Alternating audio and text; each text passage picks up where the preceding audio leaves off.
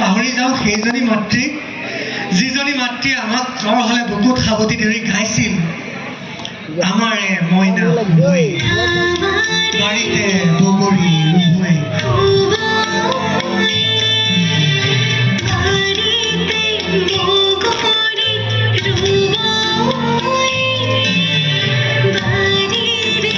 আজিকালি এটা ট্ৰেণ্ডিং কৰিবলৈ আমি নাপাওঁ আৰু কিন্তু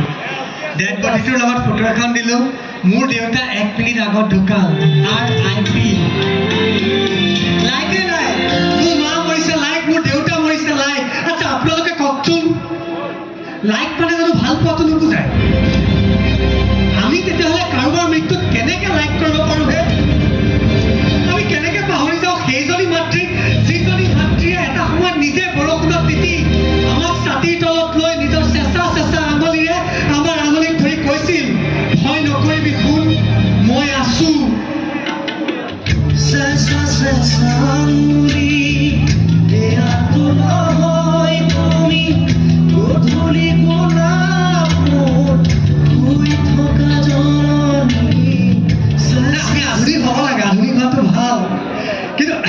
আধুনিকতাৰ কবলত পৰি যদি আমি নিজৰ মা দেউতাক নিজৰ লগত ৰাখিব নোৱাৰোঁ তেতিয়া কিহৰ আধুনিক হে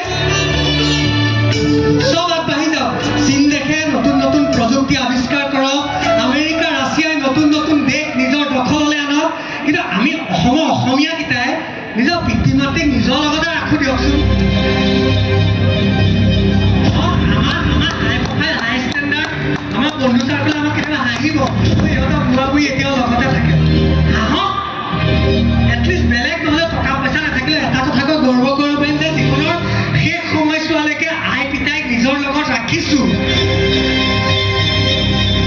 গতিকে আহক আজি ত্যাগবৰ হেমবৰুৱা কলেজৰ এই মঞ্চৰ পৰাই জীৱনত বেলেগ নহ'লেও বেলেগ দিব নোৱাৰিলেও পিতৃ মাতৃক সদায় একেলগত ৰাখিম বুলি সংকল্প লৈ দেশ মাতৃ জয়গান গাই সকলোৱে একেমুখে কওঁ